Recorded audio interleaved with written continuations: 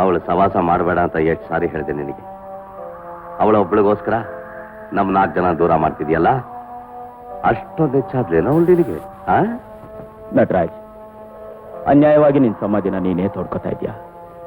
But ನಿನ್ ತಪ್ಪು ನಿನ್ಗೆ ಗೊತ್ತಾಗಿ ಒಂದಲ್ಲ ಒಂದಿನ ನೀನು ವಾಪಸ್ ಬರ್ತೀಯ ಅನ್ನೋ ನಂಬಿಕೆ ನಮ್ಗಿದೆ. ನೀನ್ ಯಾವತ್ತು ಬಂದರೂ ನಮ್ಮ ಮನಸ್ಸು, ನಮ್ಮ ಮನೆ ಬಾಗಿಲು ನಿನಗೋಸ್ಕರ ತೆಗೆದೇ ಇರುತ್ತೆ. You are always welcome. Nataraj, ನಾವು ಹೋದ್ಮೇಲೆ ನಮ್ ಗುಟ್ಟನ್ನೇನಾದರೂ... ಡೋಂಟ್ ವರಿ ಫ್ರೆಂಡ್ಸ್, ನಾನು ಸತ್ರು ಸರಿ, ಮಿತ್ರದ್ರೋಹಿ ಆಗೋದಿಲ್ಲ.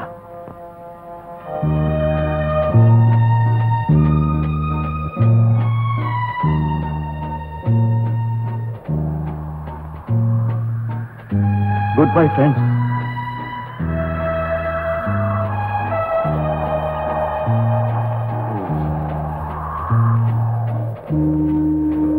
ಯಾಕೋ ಯೋಚನೆ ಮಾಡ್ತಾರೆ?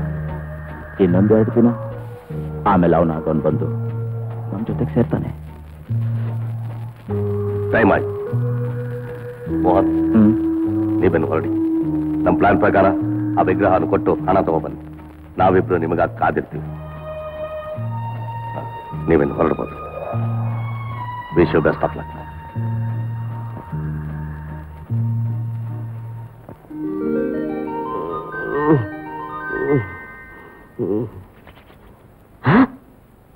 ಎಷ್ಟೊತ್ತಾಗೋಗಿದೆ? ರಾಮ, ಮೂರ್ತಿಗಳೇ ಸರ್, ಯಾಕೆಷ್ಟು ನಿಧಾನ ಆಯ್ತು? ರಾತ್ರಿ ಹೈವೇನಲ್ಲಿ ಸ್ಮಗ್ಲಿಂಗ್ ಬರುತ್ತೆ ಅಂತ ರಾಂಗ್ ಇನ್ಫಾರ್ಮೇಶನ್ ಬಂದಿತ್ತು. ಅದಕ್ಕೆ ಕಾಯ್ತಾ ಇದ್ದೆ, ಸ್ವಲ್ಪ ಲೇಟ್ ಆಯ್ತು. ಹೌದೇನು?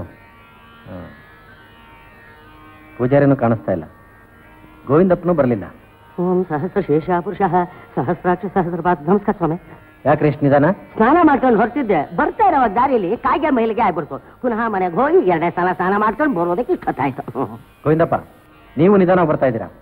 ಅಲ್ಲ, ಇನ್ಸ್ಪೆಕ್ಟರ್ ರಾತ್ರಿ ರೌಂಡ್ಗೂ ಬರಲಿಲ್ಲ, ಬೆಳಗ್ಗೆ ಎಷ್ಟೊತ್ತಾದ್ರೂ ಬರ್ಲಿಲ್ಲವಲ್ಲ ಅಂತ ವಿಚಾರಿಸ್ತಿದ್ದೆ. ಅಷ್ಟರಲ್ಲಿ ಅವ್ರು ಇಲ್ಲಿ ಬಂದಿರೋ ಗೊತ್ತಾಯ್ತು, ತಕ್ಷಣ ಓಡ್ ಬಂದೆ. ಸರಿ ಸರಿ, ತೆಗಿರಿ.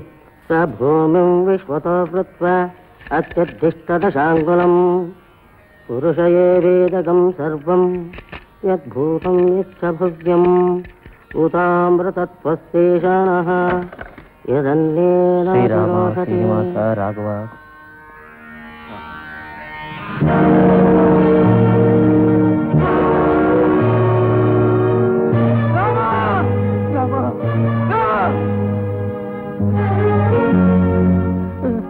ಪೂಜಾರಿ, ಶ್ರೀರಾಮಚಂದ್ರ ಮೂರ್ತಿ ವಿಗ್ರಹನೇ ಕಾಣ್ತಾ ಇಲ್ಲ.